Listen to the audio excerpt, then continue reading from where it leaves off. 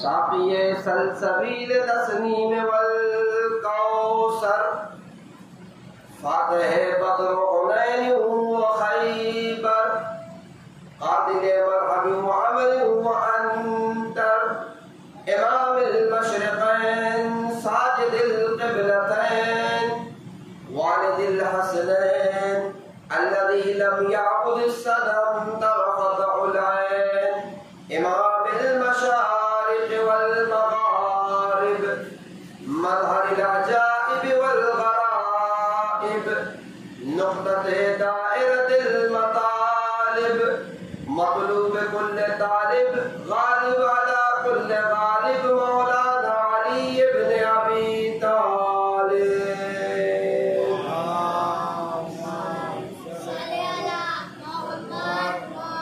ولعنة الدائمة على أعدائهم ومعاندهم وظالمهم وغاصب حقوقهم ومنكري فضائلهم وشائين فيه أجمعين أما بعد فقد قال تبارك وتعالى في القرآن الكريم وفرقانه الحميد بسم الله الرحمن الرحيم ربنا لا تزغ قلوبنا بعد إذ هديتنا وهب لنا من لدنك رحمة إنك أنت الوهاب صلى محمد وآل محمد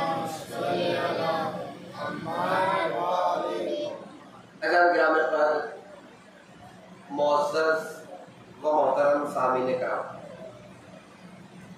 اس عشرہ مجالس کے لیے جس آیہ کریمہ کو موضوع سخن قرار دیا گیا ہے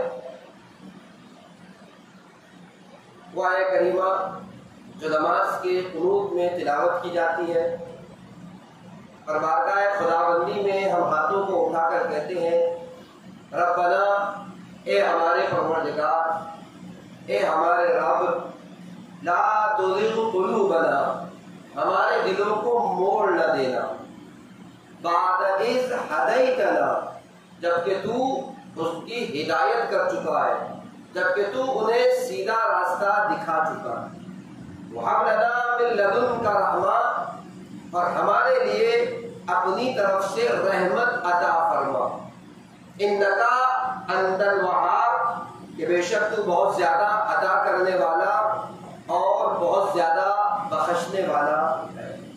کربلا اور آخرت بخیری کے عنوان سے گفتگو آپ کی خدمت میں کی جا رہی ہے اور کل کی اگر گفتگو آپ کے ذہن میں ہوگی تو بات یہاں پر پہنچی کہ وہ کون سے عوامل ہیں کہ جس کے ذریعے سے انسان کی آخرت بخیر ہو سکتی ہے۔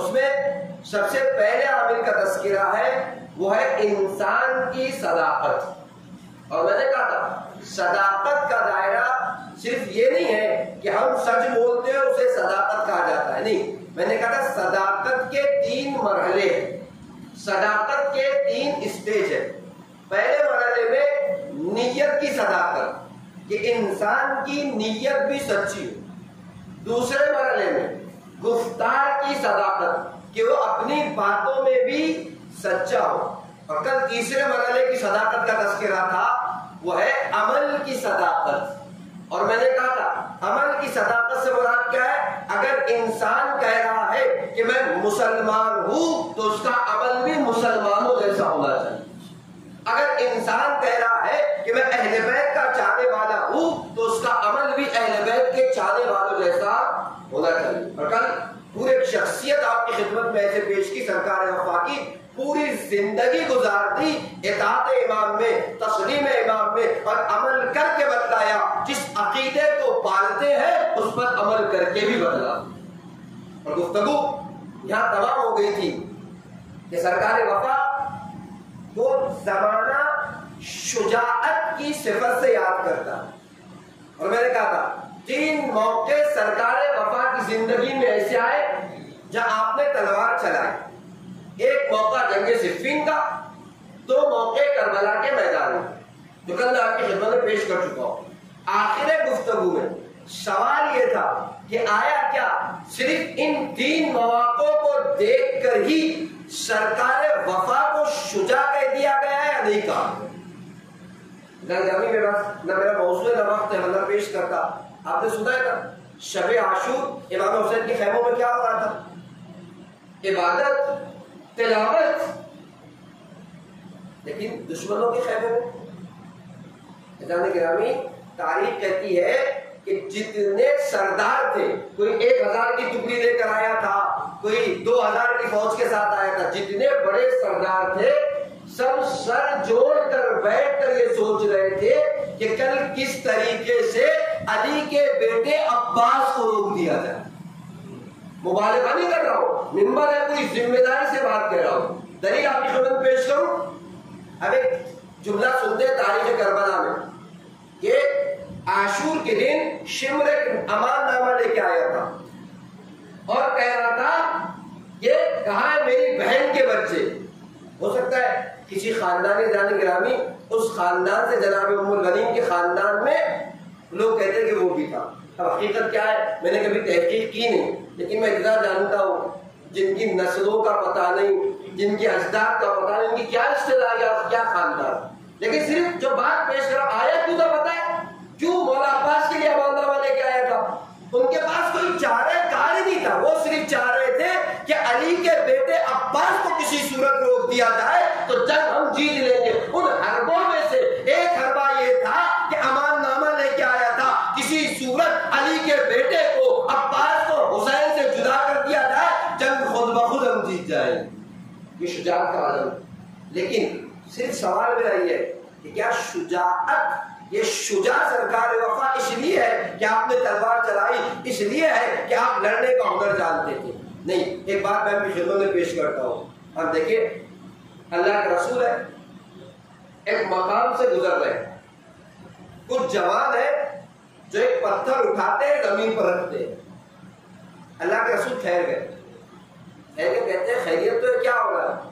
کہ کچھ نہیں، اپنی طاقت کا مظاہرہ کر رہے، مقابلہ کر رہے کس کی طاقت زیادہ ہے، کون بڑا پتھر، کون وزن اٹھاتا ہے، کون زیادہ طاقتور ہے. اللہ کے رسول ٹھہر گئے، ٹھہر کر کہتے یاد رکھو اشجع الناس من غلب علی الہوی، شجاع ترین شخص وہ ہے جو اپنے خواہشات پر کنٹرول پیدا کر لے. گرامی سب ہے کہ نہیں؟ صبح کی ٹھنڈی ہوا، اس کے اوپر بستر پر چادر اور اس کی ہوا مؤذن کی آواز اللہ اکبر اللہ اکبر. خواہشات بہت سخت ہے، نہیں تو بہت آسان سے مثال دی، نہیں معلوم کیسے کیسے لوگ اپنے خواہشات کی پیروی کرتے ہیں. خدا بلا رہا ہے، ہمارا سونے کا دل ہے. یعنی رسول کہتے ہیں شجاع ترین شخص وہ ہے جو اپنے خواہشات پر کنٹرول کر لے. بہت کچھ دل کر رہا ہے لیکن اپنے خواہشات پر کنٹرول کر لینے والا سب سے باقی ہے. ایک تاریخ کہتی ہے ایک جنگ سے اللہ کے رسول واپس پلٹے.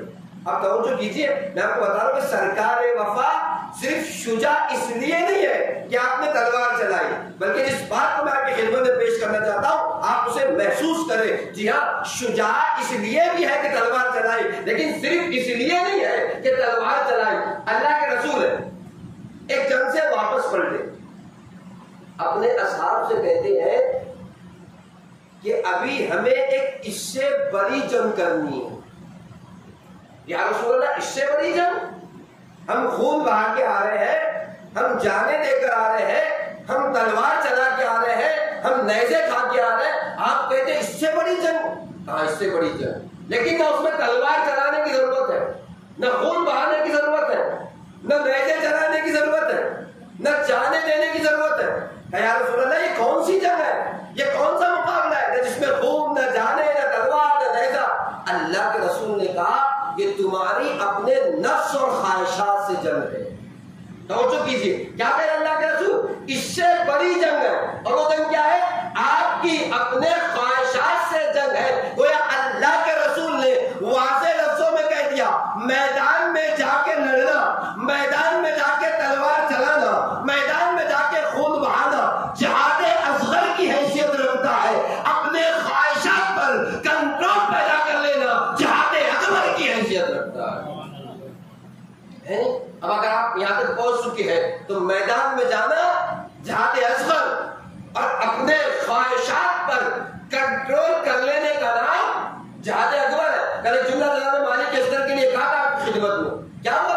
صفین میں، جنگ صفین میں جناب مالک اشتر خیمہ حاکم شام تک پہنچ گئے تھے. نہیں جانے گرامی، شاید سننا آسان ہے، میرے لیے پڑھنا آسان ہے. کل میں نے کیا کہا تھا کہ خدمت میں رائی کے دانوں کے برابر فوج اور حاکم کا خیمہ پوری فوج کے پیچھے لگتا تھا. کیوں؟ حاکم مر گیا تو جنگ ختم ہو گئی. جس کا حاکم مرا وہ ہار گیا، جس کا حاکم زندہ ہے وہ جیت گیا. تو حاکم کے خیمے فوجوں کے پیچھے لگائے جاتے تھے. حاکم شام کا خیمہ رائیوں کے فوج کے برابر پیچھے لگا ہوا تھا، اور اس خیمے تک جو پہنچ جائے اسے مالک اشتر کہا جاتا ہے. پہنچ گئے تھے. خیمے کی بات روایتوں نے لکھا کہ خیمے کی تلابیں بھی کاٹ دی تھی. لیکن جب قرآن کو نیزے پر اٹھایا گیا اور امام علی کا پیغام پر مالک اشتر تک آ گیا، کہتے مالک جہاں ہو وہی ٹھہر جاؤ، اور علی کا حکم ہے واپس پلٹ آؤ. ہم اور آپ ہوتے تو کیا کرتے؟ ارے مولا ایک ہی تو تلوار چلانی ہے، تلوار چلاؤ، کام تمام ہے، فاتح. لیکن تاریخ نے لکھا اٹھی ہوئی تلوار کو مالک اشتر نے نیام میں رکھا، اور رکھنے کے بعد سر کو جھکا کر امیر کائنات کی خدمت میں آ گئے. یا یوں کہہ دوں مالک اشتر نے خاموشی سے آ کر بتا دیا، یاد رکھو جذبات کے دھاروں میں بہ جانے کا نام شجاعت نہیں، قول امام کی، خدا کے قول کی اطاعت کرنے کا نام شجاعت ہے. نعرے حیدری. شجاعت، میں نے کہا اللہ کے رسول کیا کہہ رہے ہیں؟ اپنی خواہشات پر کنٹرول پیدا کر لینا جہاد اکبر کی حیثیت رکھتا ہے. مالک اشتر ہے. میں نے کہا ہم اور آپ ہوتے شاید بولتے مولا ایک ہی ضرب ہے، حاکم مر جائے پوری جنگ آپ کے نام لکھ دی جائے گی. لیکن جہاں مولا کا حکم آ گیا، اٹھی ہوئی تلوار کو صفین کے میدان میں نیام میں رکھ کر واپس آ گئے، اور آ کر بتا دیا یاد رکھو جذبات میں بہ جانے کا نام، احساسات میں، خواہشات میں ڈوب جانے کا نام شجاعت نہیں ہے، قول امام کی اطاعت کرنے کا نام شجاعت ہے. اب سمجھ میں آیا سرکار وفا صرف اسی لیے شجاع نہیں کہ آپ نے جہاد کیا، آپ نے تلوار چلائی، نہیں، جس عباس نے میدان کربلا میں جہاد اصغر کا مظاہرہ کیا، اسی عباس نے کربلا کے میدان میں اس سے زیادہ جہاد اکبر کیا. ہر جگہ قول امام پر خاموش ہے، کبھی تلوار نکالتے ہیں، تلوار مانگ لی جاتی ہے، کبھی اجازت مانگتے ہیں، اجازت نہیں دی جاتی. خاموش رہ کے بتایا جس عباس نے جہاد اصغر کو بابا علی سے سیکھا ہے، اسی عباس نے علی کے صبر کو علی سے میراث میں لیا.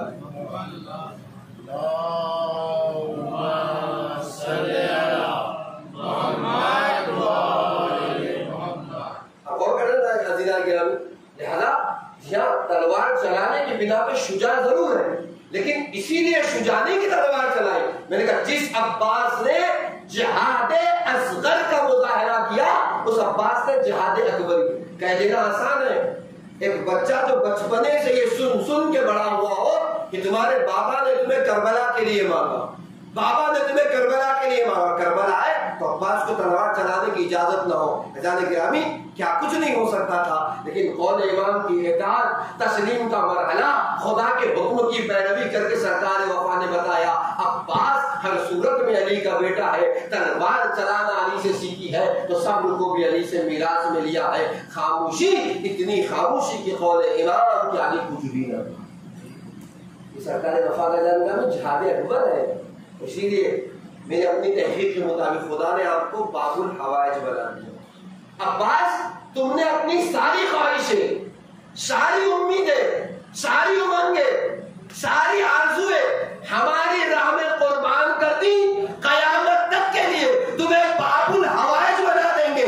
جو بھی اپنی خواہش لے کر تمہارے واسطے سے آئے گا اس کو خالی ہاتھ واپس نہیں لوٹائیں گے. کیوں؟ اس لیے کہ تم نے اپنی خواہشوں کو ہماری راہ میں قربان کر دیا، اپنی آرزو کو قول امام کے سامنے قربان کر دیا، اپنی حاجتوں کو امام کے سامنے قربان کر دیا، خدا کی راہ میں قربان کر دیا. عباس اسباب الحوائج ہو، جو بھی تمہارے وسیلے سے اپنی خواہش، اپنی آرزو، اپنی حاجت لے کر آئے گا، اس کو خالی ہاتھ واپس دیں۔ گرامی، یہ زندگی ہے سرکار وفا، عملی اعتبار سے میں نے کیا کہا، تیسری صداقت ہے عمل کی صداقت۔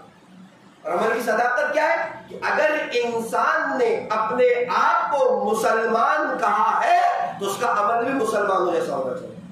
علی کا شیعہ کہا ہے تو عمل بھی علی کے شیعہ جیسا ہونا چاہیے۔ لیکن بڑی مشکل ہے، ہماری زبان اور ہمارے عمل میں بہت دور دور تک بہت بڑا فرق۔ ایک نام جمال الدین اسد آبادی کا ہے،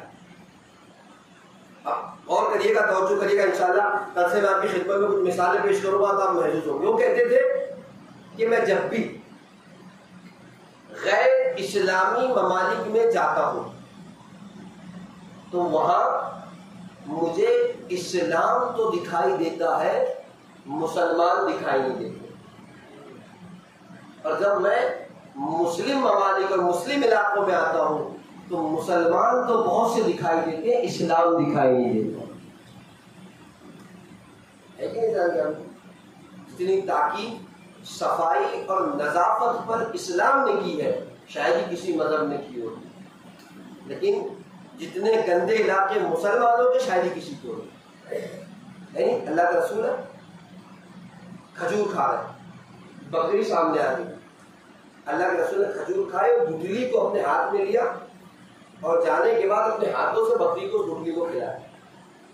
اصحاب میں سے کسی نے کہا یا رسول اللہ آپ یہاں سے بھی گٹلی پھینک سکتے تھے، بکری تب بھی کھا لیتی۔ اللہ کے رسول نے کہا مجھے اتنا بھی پسند نہیں کہ جانور کی غذا بھی گندی ہو۔ بہت زیادہ جائے گا، اسلام ہے کہ نہیں ہے؟ آپ مجھے بتائیے۔ اس کے علاوہ آپ آگے آ جائیے، نماز میں آپ جماعت میں کھڑے ہوتے نا، سب بنا کر کھڑے ہوتے، کاندھے سے کاندھا لگا کے کھڑے رہنے کی تاکید ہے، پیروں سے پیر ملا کے کھڑے رہنے کی تاکید ہے۔ اچھا، اس کے بعد وقت کے ساتھ آنے کی تاکید ہے، نماز کسی وقت بھی نہیں، اس کے موڑیا وقت پڑھ سکتے ہیں۔ کیا اسلام سکھا رہا ہے؟ اسلام کی کیا عزیزان گرامی وہ ہے، اسلام سکھا رہا ہے آپ کو کس طریقے سے منظم زندگی گزارنی ہے۔ اٹھو تو منظم، بیٹھو تو منظم۔ لیکن ہماری زندگی کا نا، ہم گاڑیاں بھی پارک کرتے ہیں تو منظم پارک نہیں کرتے، چپلیں بھی اتارتے تو منظم طریقے سے نہیں اتارتے۔ کیا کہہ رہے ہیں اسد الدین جمال الدین اسد آبادی، میں غیر مسلم ممالک میں جاتا ہوں تو اسلام پہ عمل کرتے ہوئے تو لوگ دکھتے ہیں، ٹائم کی پابندی، صفائیوں کا خیال، زندگی میں تنظیم و ترتیب، لیکن جب مسلم ممالک میں آتا ہوں تو مسلمان تو بہت دکھتے ہیں، اسلام دکھائی نہیں۔ ایک زمانے میں نے جملہ برنارڈ شاہ کا پڑھا تھا، وہ کہتا تھا، سائنٹسٹ تھا، وہ کہتا تھا کہ جب بھی میں اسلام کو پڑھتا تھا تو میرا دل کرتا تھا کہ ابھی مسلمان ہو جاؤ، اور جب مسلمانوں کو دیکھتا تھا تو ایسے لگتا تھا کبھی مسلمان نہ بنوں۔ کیوں ہوا یہ؟ صرف میں جو بات سمجھنا چاہ رہا ہوں، ہوا کیوں؟ اسلام ہماری زبان تک ہے، عمل ہمارا اسلام سے بہت زیادہ دور ہے۔ یہی وجہ آج کے دن کا حق میں آپ کی خدمت میں ادا کر دوں، لاکھ میں اپنی زبان سے کہوں، یا صاحب الزمان یا ابن الحسن العسکری اللہم عجل ولیک الفرج، جس وقت تک ہمارا عمل اس لائق نہیں ہوگا کہ ہم اپنے وقت کے امام کو بلانے کے لائق ہو جائے، تب تک امام کا ظہور ہو ہی نہیں سکتا۔ اچھا، کسی کو انکار تو نہیں نا امام کے وجود سے؟ کسی کو انکار؟ اچھا، ہم اور آپ کی کیا بات ہے؟ آپ دیکھیں، میں آپ کی خدمت میں عرض کروں، ساری فرقے، ساری امتیں اس بات کو مانتی ہے کہ دنیا کے اختتام پر ایک ایسا آئے گا جو دنیا کو عدل و انصاف سے بھر دے گا۔ نام الگ الگ ہے، باتیں الگ الگ ہے، لیکن سب کا عقیدہ ہے۔ یہ عام مذہب کی بات۔ مسلمانوں کی حد تک اگر بات کی جائے تو کیا بات ہے؟ ہمارا نظریہ یہ ہے کہ امام وقت کی ولادت ہو چکی ہے، آپ پردے غیب میں، حکم خدا ہوگا تو امام کا ظہور ہو جائے گا۔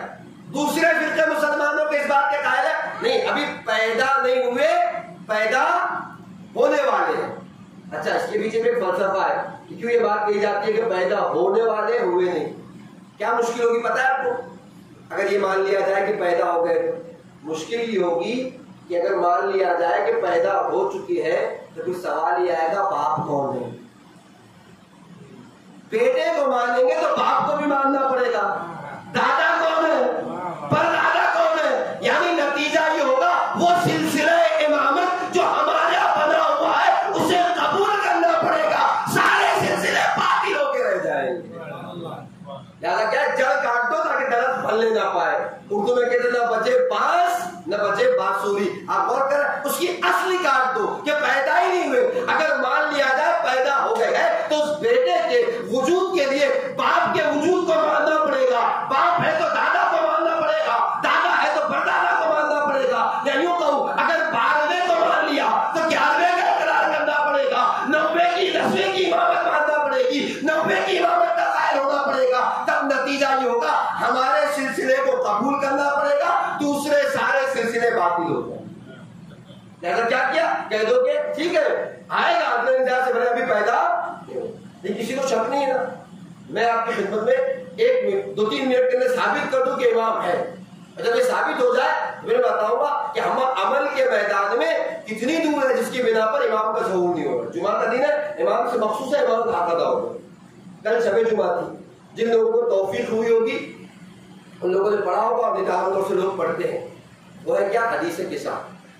عید اللہ بہجت کا مشہور جملہ وہ کہتے ہیں کہ جس مقام پر حدیث قصہ ہوتی ہے، جن شخصیات کا نام حدیث قصہ میں ہے، اس مقام پر وہ شخصیات تشریف لاتی ہے۔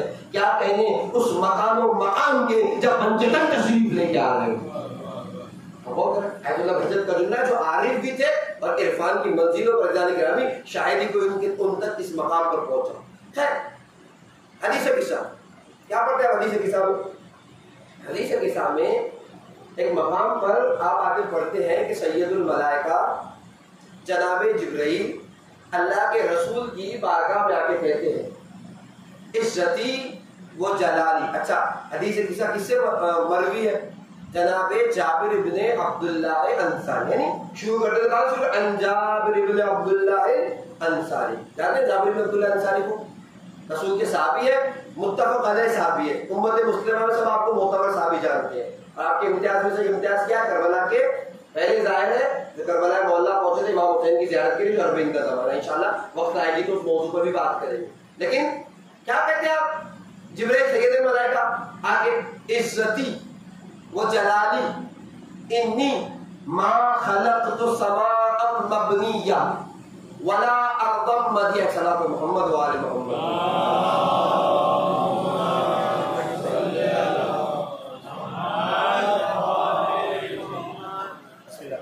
سید الملائکہ کے کہتے ہیں عزتی و جلالی انی ما خلقت سماء مبنیہ ولا ارضا مدیہ ولا قمرا منیرا ولا شمسا مضیہ ولا فلکا یدور ولا بحرا یجری ولا فلکا یسری الا لاجلکم و محبتکم۔ کیا مطلب ہے؟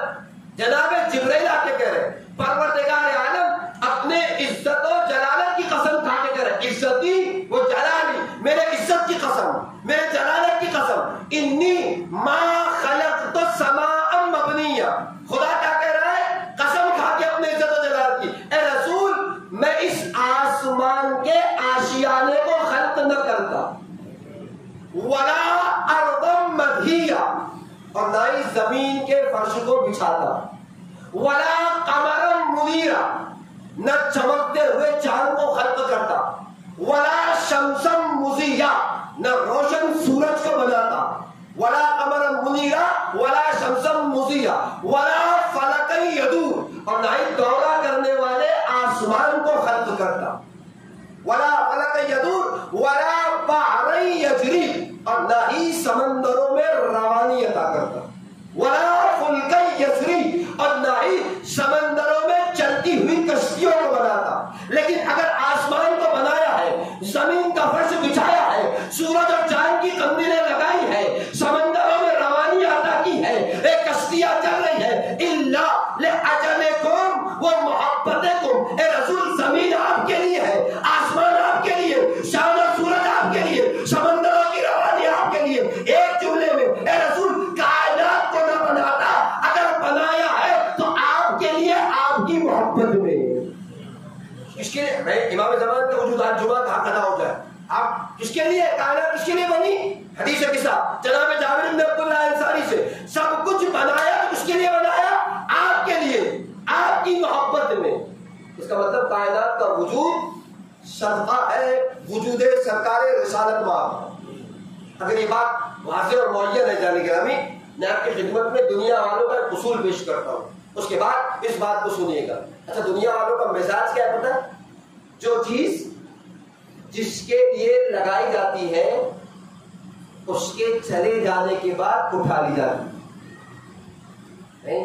فرض کریں کہ آپ کی بستی میں کوئی پولیٹیکل لیڈر آ جائے، یا ایت اللہ سیستانی حفظہ اللہ تعالی نصیب کرے آپ کو وہ تشریف لے آئے، آپ گئے، شبیر بھائی گئے، اور جانے کے بعد ڈیکوریشن والے کو بولا کہ جو ہمارا ہال ہے کل 11 بجے ہمارا پروگرام ہے، ریڈ کلر کا فرش نیچے بچھا دینا، سفید کلر کا پردہ اوپر مار دینا، بیچ میں اس طرف گملے لگا دینا، اس طرف گملے بچھا دینا، اور بہترین قسم کی مرکری اور ہائیڈروجن یہاں پر لگا دینا، دو یہاں سے مار دینا، دو وہاں سے لگا دینا۔ آپ نے بتا دیا کہ آپ کا ہال کیسے آپ کو سجانا ہے۔ یہ ہال اس نے کہا کہ بھائی 11 بجے ہمارا پروگرام ہے، اس نے کہا بے فکر رہیے، 10 بجے آپ کا ہال جو ہے وہ ایک دم جیسے آپ نے کہا ویسے رہے گا۔ 10 بجے آپ پہنچے تو ہال آپ کا صرف تھا، 11 بجے آپ کے مہمان آ گئے، جو بھی شخصیت آنے والی تھی، جو بھی پروگرام تھا، 1 گھنٹہ پروگرام چلتا رہا، 12 بجے آپ کا پروگرام ختم ہو گیا۔ اس کے بعد ہال آپ کا تھا، شبیر بھائی کا ہال تھا، شبیر بھائی جو مہمانوں کو گاڑیوں تک چھوڑنے کے لیے گئے، گاڑیوں پر گاڑی تک چھوڑ کر جب واپس آئے تو آ کر کیا دیکھتے ہیں کہ ڈیکوریشن والا اپنا فرش لپیٹ رہا ہے، اپنا پردہ کھولے دے رہا ہے، اپنی مرکریز اور ہائیڈروجن نکالے دے رہا ہے، اپنے گملے جمع کیے دے رہا ہے۔ کہا بھائی کیا کر رہے ہو؟ فرش کیوں اٹھائے دے رہے ہو؟ سفید آشیانے کیوں نکالے دے رہے ہو؟ کندیلے کیوں سمیٹے دے رہے ہو؟ گملے کیوں ہٹائے دے رہے ہو؟ کہا جناب جس کے لیے لگایا گیا تھا وہ آ کر چلا گیا، جس کے لیے سجایا تھا وہ آ کر چلا گیا۔ تو دنیا کا اصول واضح ہو گیا نا، جو چیز جس کے لیے لگائی جاتی ہے اس کے چلے جانے کے بعد اٹھا لی جاتی ہے۔ کیا پڑھا آپ نے حدیث قصہ میں؟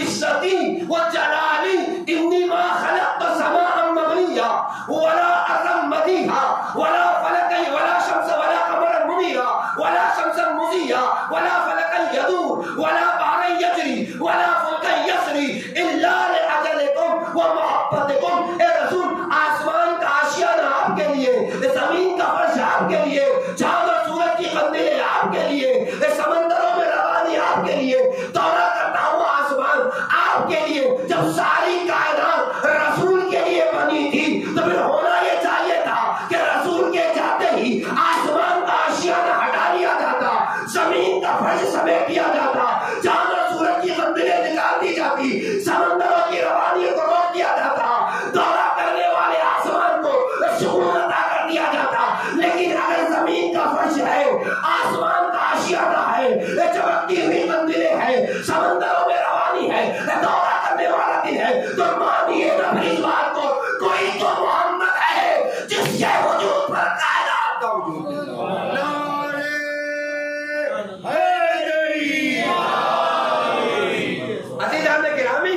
زمین ہے، آسمان ہے، چاند اور سورج ہے، سمندروں میں روانی ہے، دن دورہ کر رہا ہے، تو مانیے کوئی تو محمد ہے جس کے وجود پر کائنات ٹکی ہوئی ہے۔ اب یاد کیجئے اللہ کے رسول کی حدیث کیا کہا تھا؟ جب میری نسل سے میرا آخری آئے گا، اسمہ اسمی کنیتہ کنیتی اشبہ الناس بی خلقا و خلقا، جب میری نسل سے میرا آخری آئے گا نا، اس کا نام بھی میرے نام پر ہوگا، اس کی کنیت بھی میری کنیت ہوگی، اور لوگوں میں سب سے زیادہ مجھ سے شبیہ ہوگا، خلقت کے اعتبار سے بھی اور اخلاق کے اعتبار سے بھی۔ اس کا مطلب کوئی تو محمد ہے جس کے وجود پر کائنات کا وجود ٹکا ہے۔ اس لیے تو اللہ کے رسول نے کہا تھا لولا الحجہ لساقت الارض باہلھا، اگر زمین پر حجت خدا نہ ہو تو زمین اپنے اہل و عیال کے ساتھ تہس نہس ہو ختم ہو جائے گا۔ زمین ہے تو کوئی تو حجت خدا ہے۔ اب بات جہاں سے ہماری چلی تھی، اصل بات تو یہی ہے کہ جب تک ہم اپنے عمل میں تبدیلی نہیں لائیں گے، اللہم عجل لولیک الفرج یا صاحب الزمان، میں لا کہتا رہوں امام کا ظہور نہیں ہو۔ آپ مجھے بتائیے، اگر میں امام کو آج بلا رہا ہوں اور امام میری آواز پر لبیک کہتے ہوئے آ جائے تو کیا میں امام کی خدمت میں جا کے کہہ سکتا ہوں آئیے مولا میرے گھر آئیے، میرا جو گھر ہے کسی بھائی کا حصہ میں نے نہیں مارا ہے، مولا آئیے میرے گھر میں شراب نہیں پی جاتی، میرے گھر میں جوا نہیں کھیلا جاتا، میرے گھر میں گانے نہیں سنے جاتے، مولا آئیے ہم آپس میں لڑتے نہیں، اختلاف نہیں کرتے، مولا آئیے ہمارے پاس بیاض اور ربا کا پیسہ نہیں ہے، مولا آئیے ہمارے گھر میں گناہ نہیں ہوتے، ہے میرے اندر ہی صلاحیت، اتنا بڑا دل ہے کہ امام کو اگر بلایا جائے تو کل امام اگر مہمان ہو جائے میرے گھر پر تو میرا گھر اس لائق ہے، میرا بزنس اس لائق ہے، میری دکان اس لائق ہے کہ کہو مولا سب کے سب بات ہے آپ تشریف لے آئیے، نہیں ہے تو میں کسی منہ سے بلا رہا ہوں، کیونکہ کہہ رہا ہوں صاحب الزمان کے اندر حسن کا جلال ہوں گے۔ رمضان کی روایت میں نے پڑھی، اتنی سخت روایت ہے نہیں معلوم میں بھی خدمت میں بیان کروں کہ نہیں کروں، لیکن سوچتا ہوں کہ حقیقت ایسے ہی، اس سے زیادہ کچھ بھی نہیں۔ روایت کے جملے ہیں، آپ غور کریے گا، توجہ کیجیے گا۔ روایت کہتی ہے کہ زمانہ غیبت میں، بہت توجہ سے، زمانہ غیبت میں جو لوگ امام کے ظہور کی دعا کر رہے ہوں گے، جب امام کا ظہور ہوگا تو اس میں سے کچھ لوگ ایسے ہوں گے کہ امام کے آنے کے بعد بجائے اس کے کہ امام کے ساتھ کھڑے ہو کر امام کا ساتھ دے، امام کے مقابلے میں کھڑے ہو کر امام کے خلاف تلوار چلا رہے ہوں گے۔ معاف کریے گا مجھے، بڑی سخت روایت ہے، میں سوچتا رہا کہ کیوں کر ایسے ممکن ہے مولا 40 سال اللہم عجل ولیک الفرج کا، مولا 40 سال تک یہاں صاحب زمان ابن الحسن العسکری، آج جمعہ کا دن ہے، حق عطا ہو جائے آج کے دن کا، 40 سال تک میں کہتا رہا، اس کے بعد ایسا کیوں ہے کہ کل امام کا ظہور ہے تو بجائے امام کے ساتھ دینے کے میں امام کے دشمنوں میں کھڑا ہوا، ہو سکتا ہے کہ نہیں ہو سکتا، بہت سوچتا رہا، ایک نتیجے پر پہنچا، حقیقت یہی ہے، اس کے علاوہ کچھ نہیں۔ کیا آپ یہ سوچتے ہیں کہ امام آئیں گے تو آتے ہیں اچھا شراب پیتے ہو شاباش اور پیو، اب یہ سوچتے ہیں یہ موجودہ ہو جائے گا، امام کلر لگائیں گے، برائیاں کرنے والا 1 منٹ میں اچھا ہو گیا، ہاں نہیں جوا نہیں آج سے نہیں کھیلوں گا، شراب نہیں آج سے نہیں پیوں گا، ربا سود بیان نہیں آج سے نہیں لوں گا، ایسا تو نہیں ہوگا نا کہ امام کرن لگا دیں گے اور سب کچھ اچھا ہو جائے گا۔ نتیجہ کیا ہوگا؟ ایک انسان صبح کی نماز کا ٹائم سونے کا عادی ہے، امام کہیں گے ہماری شریعت میں صبح کی نماز قضا قبول نہیں ہے، ہماری شریعت میں گانا ایکسپٹ نہیں ہے، ہماری شریعت میں شراب جوا چغلی غیبتیں برائیاں لوگوں کا حق غصب کرنا سود پیاس یہ قبول نہیں ہے۔ نتیجہ کیا؟ ایک انسان ایک جوان جو 20 سال تک گانا سننے کا عادی ہے، آج اگر میں اس کو آ کے بولوں گا کہ میں گانا سننا چھوڑ دو، چھوڑ دے گا، اتنا آسان ہے جانے گرامی عادت کو چھوڑ دینا۔ نتیجہ کیا ہوگا؟ وہ اپنی بری عادتیں نہیں چھوڑ پائے گا، نتیجہ یہ ہوگا بجائے اس کے کہ امام کے ساتھ کھڑے ہو کر امام کا ساتھ دے، امام کے مقابلے میں کھڑے ہو کر امام کے خلاف تلوار چلا رہا ہوگا۔ کیوں بڑی یہ بات؟ جی ہاں اس کو سناٹے میں سننا چاہیے ان باتوں کو، لیکن کیوں؟ اس لیے صبح کی نماز کا عادی نہیں ہوں، کیا یہ توقع ہے میری کہ ماما کہتے ہیں واہ بہت اچھے ہیں، کتنے ٹن کا ایسے لگا ہوا ہے، 1-2 ٹن اور بڑا دور آرام سے سو، یہ توقع؟ جوا کیا تو شاباش پھر ٹپ آئیں گے، 2 لاکھ لگاتے ہو اسے 4 لاکھ لگاؤ، جھوٹ بولتے ہو 2 بولتے ہو 4 بولو شاباش، یہ توقع کسی کو امام سے؟ گرامی کہیں بھی امام اس بات کو قبول کرنے والے نہیں ہیں۔ نتیجہ میں عادی ہوں گانا سننے کا، میں عادی ہوں شراب پینے کا، میں عادی ہوں جوا کھیلنے کا، میں عادی ہوں برائیاں کرنے کا، اور امام آئیں گے تو برائیاں مجھ سے چھوٹے گی نہیں، عادتیں میری حضرت گرامی اتنے آسانی سے بدلے گی نہیں، بجائے اس کے کہ امام کا ساتھ ہو، امام کے دشمنوں میں امام کے مقابل والوں میں کھڑے ہو کر امام سے جنگ کر رہا ہوں۔ آپ اٹھائیے تاکہ خدمت میں عرض کروں، امام کے القاب میں ایک لقب ہے منتظر کا، یعنی 2 لفظ عربی کی، ایک ہے منتظر اور ایک ہے منتظر۔ جب اللہ تشریف فرمائے منتظر جو ہے وہ اس میں مفعول ہے جس کا انتظار کیا جا رہا ہے، منتظر جو انتظار کر رہا ہے، یعنی ہم بھی کیا کہتے ہیں اپنے ناموں کیا کرتے ہیں منتظر کا لفظ استعمال کرتے ہیں، کیوں؟ یعنی ہم انتظار کر رہے ہیں۔ امام منتظر ایک زبر اور زیر کا فرق، امام منتظر ہم کیا ہے منتظر. لیکن آپ اٹھا کر بڑی بڑی کتاب میں دیکھیں امام کے القاب میں جہاں لقب منتظر کا ہے وہیں ایک لقب منتظر کا بھی ہے. یعنی کیا امام کا انتظار کیا جا رہا ہے وہ تو صحیح ہے, لیکن کسی چیز کا انتظار امام بھی کر رہے ہیں. کس کا انتظار کر رہے ہیں امام؟ ایک مثال دیتا ہوں اپنے چھوٹے بھائیوں کے لیے, بات واضح ہو جائے, سمجھ میں آ جائے. دعاؤں سے نوازے گا, ختم ہو جائے گی بات. فرض کیجئے ہمارا ایک بھائی سعودی عربیہ میں ہے, 15 سال ہو گئے, ہوتا ہے بات زندگی میں, ایسے لوگ کو جانتے ہیں, 15 سال ہو گئے, 20 سال ہو گئے, ہمارے بھائی سے ملاقات موقع نہیں ملا اس کو. یعنی جو لوگ گرین کارڈ کے چکر میں ہوتے ہیں امریکہ اور US وغیرہ میں, ان سے آپ جا کے دیکھیں 15 سال رکے انہیں کارڈ لینا ہے گرین والا. نتیجہ کیا ہے, 15 سال ہو گئے فیملی والوں سے نہیں ملا, 20 سال ہو گئے گھر والوں سے ملاقات نہیں. ہوتا ہے نہیں ہوتا ہے؟ ہوتا ہے, معلوم کیجیے رہے. نتیجہ کیا ہے, 15 سال ہو گئے ہمیں ہمارے بھائی سے ملاقات نہیں ہوئی. 15 سال بعد پروردگار نے توفیق دی کہ ہم حج بیت اللہ کی زیارت کا ہمیں شرف مل جائے. یعنی خوش نصیب ہے سلواس والے, اس بار تو ریکارڈ بنے گا حج کے لیے. یعنی اتنی چھوٹی آبادی میں جو ہے وہ اتنے زیادہ لوگ حج کے لیے جانا, اجان گرامی ہمارے استاد نے بہت اچھی بات ہے. اکثر آپ دعا اٹھائیے, ایک دعا ہے ماہ مبارک کے رمضان میں, اس میں آ کے ہم دعا کرتے ہیں اللہم ارزقنا. میں فارمولہ آپ کی خدمت پیش کر رہا ہوں, آپ اس کو ہر کوئی اپنا, اللہم ارزقنا حج بیتک الحرام فی ھذا العام. اے پروردگارا ہمیں حج بیت اللہ کی توفیق عطا کر اس سال میں. کہتے ہیں کثرت سے دعا کرو. حقیقت میں امام حج کی دعا نہیں کر رہے ہیں, آپ کو مالدار بنانے کا طریقہ سکھا رہے ہیں. اجان گرامی وہ کہتے تھے حج پہ جانا ہے, ٹور سے جا رہے ہیں تو 6 لاکھ روپے چاہیے. یعنی حج ہاؤس کمیٹی جا رہے ہیں تو 3 لاکھ روپے کم سے کم, اور اس کے بعد بھی دوسری ذمہ داریاں پوری کر کے. ایسا نہیں کہ مخصوص ہے, ایسا نہیں کہ گھر والوں کے پاس کھانے کے لیے نہیں آپ جا رہے ہیں, یعنی مستطیع ہو. وہ کہتے ہیں یہ دعا کرو, اگر یہ دعا قبول ہو گئی, کوئی دعا قبول نہیں ہوئی, خدا نے تمہیں اس لائق بنا دیا یا اتنا مالدار بنا دیا کہ استطاعت پیدا ہو گئے, حج پہ جانے کی توفیق پیدا. یعنی اور بھی اگر آپ لوگ میری بات سن رہے ہیں, اس فارمولے کو آزمائیے, اپنا کے دیکھیے, اور اگر اس کا نتیجہ آپ کی زندگی میں نہ دکھائی دے تو جب بھی مجھ سے ملاقات ہوگی میرا گریبان پکڑیے گا. کسی بھی بزنس میں, کسی بھی تجارت میں پہلے دن سے بزنس کے لیے قدم رکھیے تو قصد کریے میں اپنے اس معاملے میں خدا کو اپنا شریک بناتا ہوں. 1% 2% کیا ہوگا وہ پیسے کا, میں دین کی راہ میں خرچ کروں گا.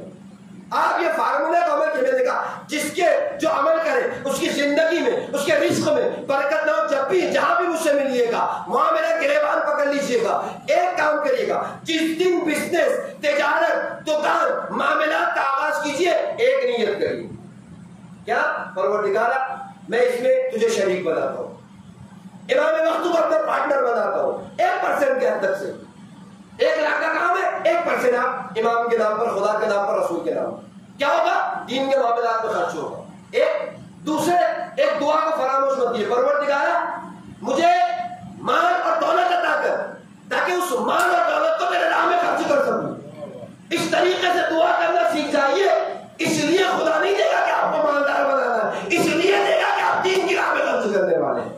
اسے اس کے دین کی حفاظت کرنی ہے, اسے اس کے معاملات کی حفاظت کرنی ہے. جانے کہ ہمیں یہ طریقہ ہے کہ انسان اپنی زندگی کو, خیر ہماری مثال آپ کی کانوں باتوں سے جاننے نہ پائے, 15 سال بعد خدا نے حج بیت اللہ کی توفیق عطا کی.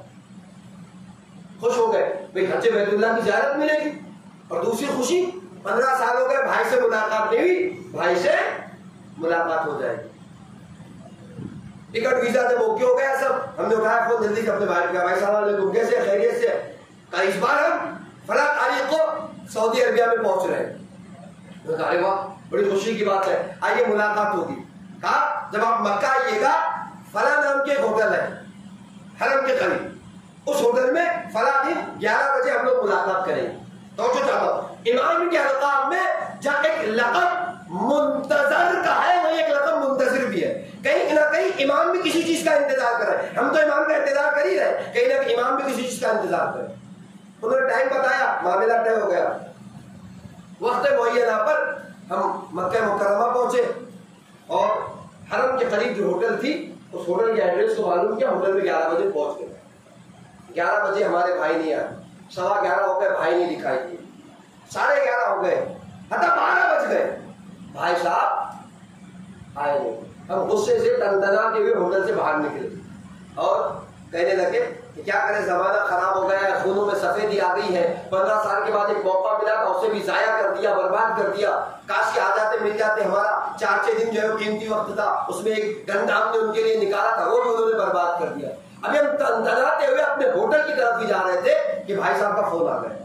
تو بھائی کہا 1 گھنٹے سے ہم تمہارا انتظار کر رہے ہیں۔ کیا کہہ رہے ہیں؟ 1 گھنٹے سے انتظار کر رہے ہیں، آپ کا انتظار کر رہے ہیں، ہم آپ کا انتظار کر رہے تھے۔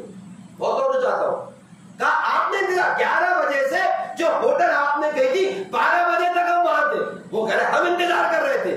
نتیجہ جب معاملے کی تحقیق ہوئی تو بات یہاں پر آ کر پہنچی کہ ایک ہی نام کی 2 ہوٹلیں تھی، ایک ہوٹل میں کھڑے رہ کے وہ انتظار کر رہے تھے اور ایک ہوٹل میں کھڑے ہو کر ہم انتظار کر۔ نتیجہ کیا ہوا؟ ملاقات ہوئی نہیں ہوئی۔ ایسے ہی کچھ ہمارے اور امام کا انتظار ہو گیا، نتیجہ کیا ہے؟ ملاقات امام میں تاخیر ہو رہی۔ کیا نتیجہ کیا ہو رہا ہے؟ ہو یہ رہا ہے کہ ہم اس بات کا انتظار کر رہے ہیں کہ امام کا ظہور ہو جائے تو حالات بدل جائے، ہمارا بول بالا ہو، ہمارا چرچا ہو، ہماری حکومتیں ہو، ہمارا نام ہو، اس بات کا ہم انتظار کر رہے ہیں۔ کہیں نہ کہیں امام اس بات کا انتظار کر رہے ہیں اپنے ہمارے چاہنے والے اپنے آپ کو بدل دے، اپنے حالات کو بدل دے تو ہمارا ظہور ہو جائے۔ نتیجہ امام اس بات کا انتظار کر رہے ہیں کہ ہم بدلے تو امام کا ظہور ہو، اور ہم یہ سوچ رہے ہیں کہ امام کا ظہور ہو جائے تو ہمارے حالات بدل جائے۔ میں نے کہا نہیں ہے جانے گرامی، کوئی معجزہ ہونے والا نہیں ہے۔ 40 سال تک کا ایک بری عادت کا انسان امام کے ظہور ہوتے ہی اس کی بری عادت چھوٹ نہیں جائے گی، خراب عادت کو ترک نہیں کر دے۔ کیا کرنا ہے؟ آج سے قصد کرنا ہے۔ مولا حسین آپ کی بارگاہ میں بیٹھے ہیں، میرے پاس وقت نہیں ہے، ورنہ میں آپ کی خدمت میں عرض کرتا کہ بعض بزرگ علماء کی یہ نظر ہے کہ وہ مقام جب ذکر حسین ہو جائے وہ خیمہ حسینی ہے، اور اللہ ایک خاص رحمت ہے جو امام حسین کے نام سے قوم پر نازل کرتا ہے۔ وہ کہتے ہیں جہاں بھی ذکر حسین ہو خیمہ حسینی ہے، اور اگر مان لیا کہ خیمہ حسینی ہے تو خاص رحمت جو برستی ہے ان مقامات پر برستی ہے نا ذکر جان گرامی۔ یہ ایسے نہیں چھٹے امام جعفر صادق علیہ السلام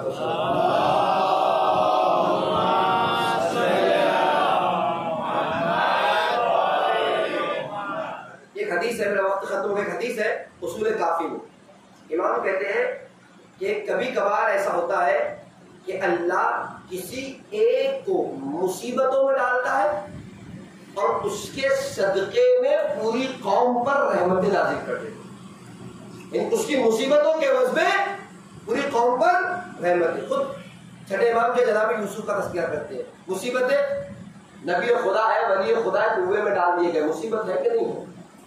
وہاں سے نکالے گئے مصر کے بازار میں پردہ فروش غلاموں کے بازار میں بیچ دیے گئے، مصیبت ہے کہ نہیں ہے؟ زلیخا کیا ہے؟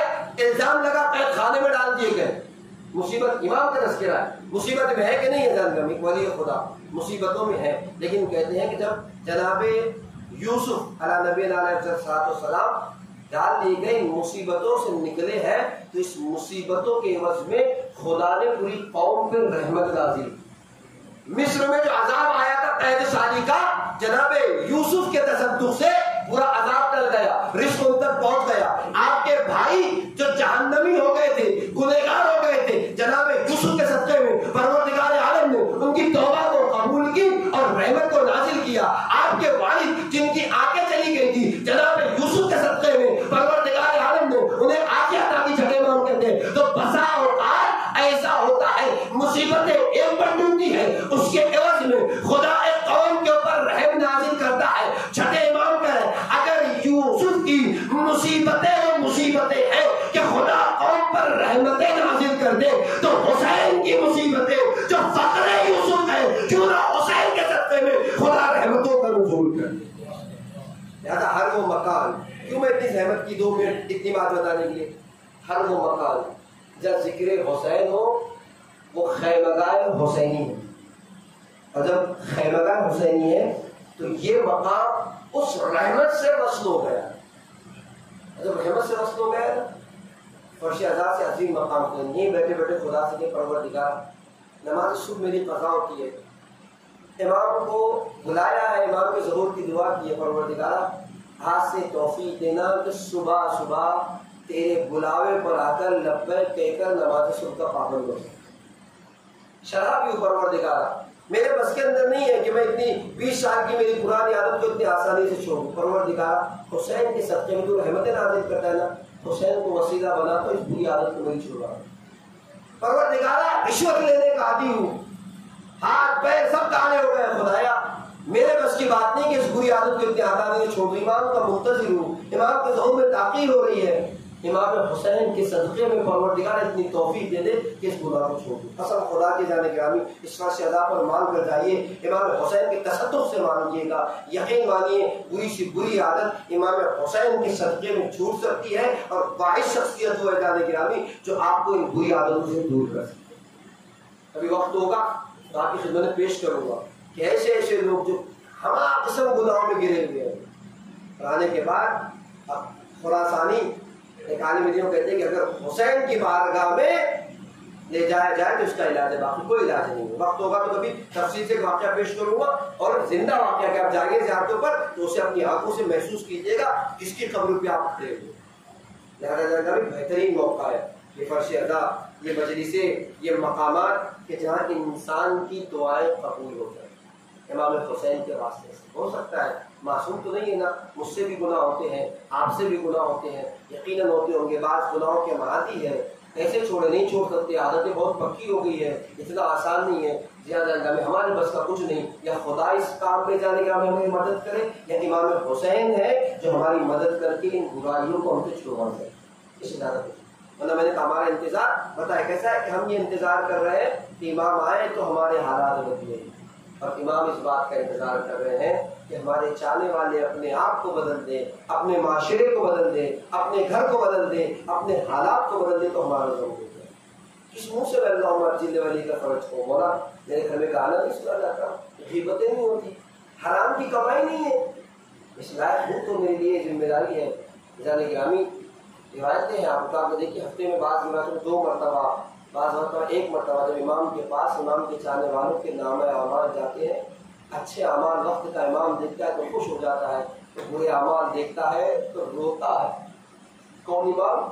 وقت کا امام، وہ امام جو کربلا والوں کے لیے زیارت ناریہ میں کرا کہ میرے جد مظلوم جب میرے آپ کے اوپر روتے روتے آنسو خشک ہو جاتے ہیں نا، میں خون کے آنسو روتا ہوں۔